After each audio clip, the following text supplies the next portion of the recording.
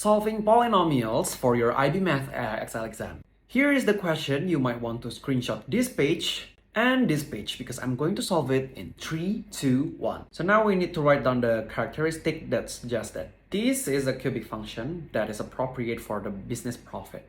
This is a theoretical question with 1 point, so you can see that they have a maximum and a minimum. So we can write that in which P has exactly 1 point of maximum and 1 point of minimum. If you're not sure with the cubic model properties, you can definitely check this video because I have discussed it. Now we have the model and point coordinates. So now we need to state the value of D.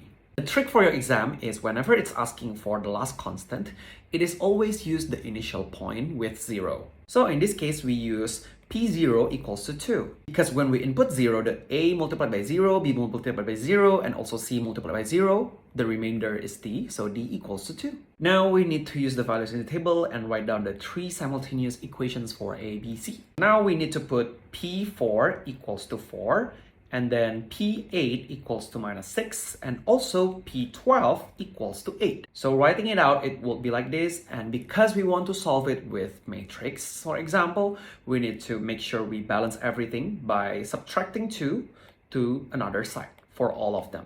So we will have these 3 equations. Now we need to find the values for A, B, C, and by using GDC, you can take a look at the matrix here and also the solution here. So you get that the answer is A is 0.09375, B is minus 1.5, and C is 5. So now we already have the A, B, C, D, we have the full form of cubic model, and we can use that to solve the next part of the question. If P has a negative value, the business A is losing money, so now they decide to not open during that period. So we need to find the appropriate model in which that the business A will close. We need to draw them and make sure to find the window that contains the one part that they show in the question earlier. So in this case, I'm getting this, and we need to find where it is the below because they want to close. So now we need to find the zeros where these two located. So in which I get the last part is this, and the beginning part is 5.4. So I will write that as the time. But then we need to know the dates, right? The approximate dates. So we need to solve these because this is May-ish, it means it is June. And because this is October-ish, so this is November, we also multiply with 30. So we can say that they will close around June 13 until November 29. Business B has this profit function given by this equation. So now we need to know the amount of time in which business B is more profitable than business A. So when we have two kinds of equation, we always need to visualize it and solve it. And what do we solve for? We solve for the intersection and we find with the period which one is larger at the time.